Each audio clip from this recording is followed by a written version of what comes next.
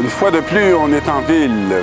Et je ne sais pas si vous aimez écouter les bruits de la ville, si vous aimez voir la vie qui se déroule dans tous les sens et toutes les directions. Alors ici, c'est un bon lieu pour faire cette expérience. À l'arrière de moi, vous entrevoyez un édifice avec des briques rouges.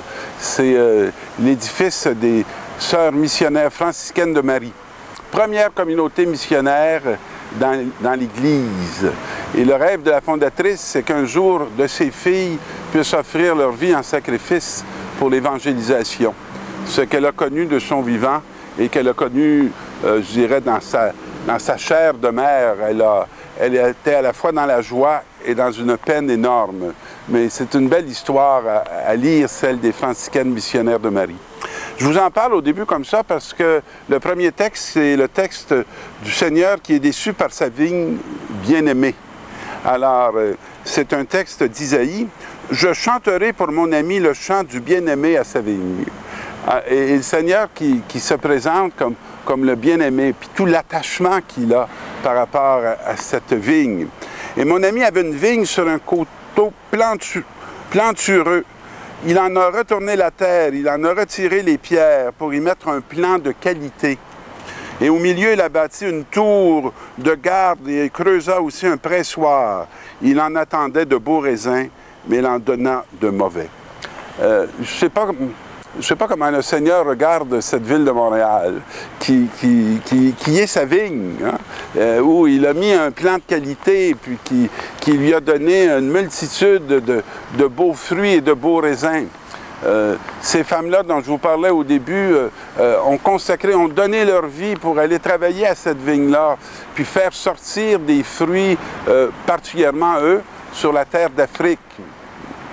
Mais aujourd'hui, à Montréal, comment le Seigneur va parler à sa vigne? Alors ici, il dit, « Et maintenant, habitants de Jérusalem, hommes de Juda, soyez donc juges entre moi et ma vigne. Pouvais-je faire pour ma vigne plus que j'ai fait? » Alors, et là, il annonce qu'il va enlever la protection de la clôture et du pressoir et qu'il va laisser aller cette vigne-là à elle-même. Il y poussera des épines et des ronces. J'interdirai aux nuages d'y faire tomber la pluie. La vigne du Seigneur de l'univers, c'est la maison d'Israël. Le plan qu'il chérissait, ce sont les hommes de Juda. Il en attendait le droit, et voici l'iniquité. Il en attendait la justice, et voici les cris de détresse. Une mère, un père qui se livre et qui se donne pour ses enfants ne peut pas, je dirais, désirer le malheur pour ses enfants. Mais lorsqu'il voit que la justice n'est pas au milieu d'eux, lorsqu'il voit que le droit n'est pas au milieu d'eux, il ne peut que s'attrister. Et ce n'est pas une tristesse malsaine, c'est une tristesse de cœur, parce qu'il y a des attentes qu'il était en droit de voir s'accomplir, et ça n'advient pas. Alors la grande préoccupation, ce n'est pas qu'il trouve la mort, mais qu'il sorte de cette mort pour trouver la vie, parce que c'est juste dans cette attitude-là, dans cette réalité-là, que le père et la mère peuvent trouver leur joie. Alors, dans la lettre aux Philippiens qu'on va voir, c'est « Ne soyez inquiets de rien, mais en toutes circonstances, dans l'action de grâce, priez et suppliez pour faire connaître à Dieu vos demandes. Et la paix de Dieu qui dépasse tout ce qu'on peut imaginer gardera votre cœur et votre intelligence dans le Christ Jésus. » Mes amis, pour le chrétien, ce qu'il y a d'essentiel, c'est d'accueillir le Christ. Ce n'est pas d'obtenir toutes ces réalités matérielles qui ne peuvent pas combler le cœur, l'infini du cœur de l'homme. Ce qui peut combler l'infini du cœur de l'homme, c'est la victoire de Jésus-Christ.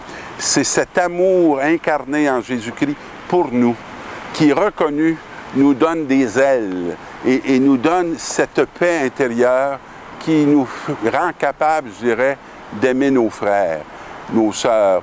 On ne peut pas aimer par nous-mêmes.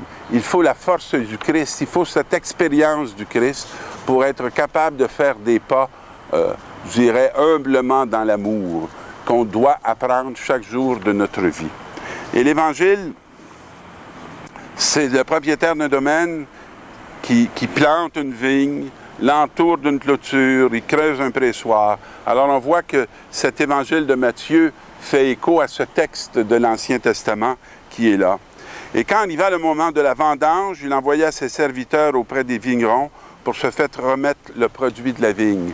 C'est tous ces hommes, c'est tous ces femmes, c'est toutes ces générations qui ont travaillé sur cette vigne, qui ont travaillé pour que le fruit advienne. Et là, qui sont là et qu'on continue à envoyer. Mais qu'arrive-t-il? Mais les vignerons se saisissent de ces envoyés et les tuent. Et le dernier que le maître va envoyer, c'est son propre fils en se disant mais voyant le fils, ils ne feront pas ça à mon fils. Mais voyant le fils, les vignerons se dirent entre eux, voici l'héritier, allons-y, tuons-le, nous aurons l'héritage.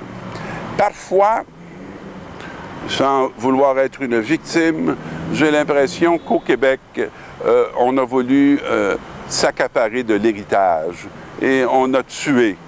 Hein? On a tué le Fils pour avoir tous les biens qui sont venus par ce chemin du Fils. C'est misérable quand il pose la question, qu'est-ce qu'on va leur faire? C'est misérable. Hein?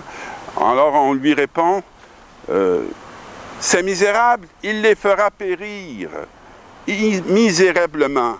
Il donnera la vigne en fermage à d'autres vignerons qui en remettront le produit en temps voulu. Et Jésus leur dit, n'avez-vous jamais lu l'Écriture? Parce que la réponse qu'ils font n'est pas la réponse qui vient du cœur de Dieu. Et dans l'Écriture, c'est marqué, la pierre qu'ont rejetée les bâtisseurs est devenue la pierre d'angle. Ce que ces vignerons, je dirais, malhonnêtes, ont fait, ce qu'ils ont voulu rejeter, ce qu'ils ont voulu exclure, c'est cette pierre-là qui va devenir la pierre d'angle. Et la pierre d'angle ne viendra pas les faire mourir misérablement, mais cette pierre d'angle va les rétablir dans la justice et le droit, dans la réalité même de ce Dieu qui est amour et qui se donne pour que les malades soient guéris, pour que les pécheurs se convertissent et pour que la mort n'ait pas le dernier mot sur la réalité, mais pour que Jésus-Christ soit victorieux de cette réalité mortelle qui empêche l'humanité de trouver son chemin de vie éternelle. À nous de témoigner de cette bonne nouvelle. Bonne semaine, mes amis.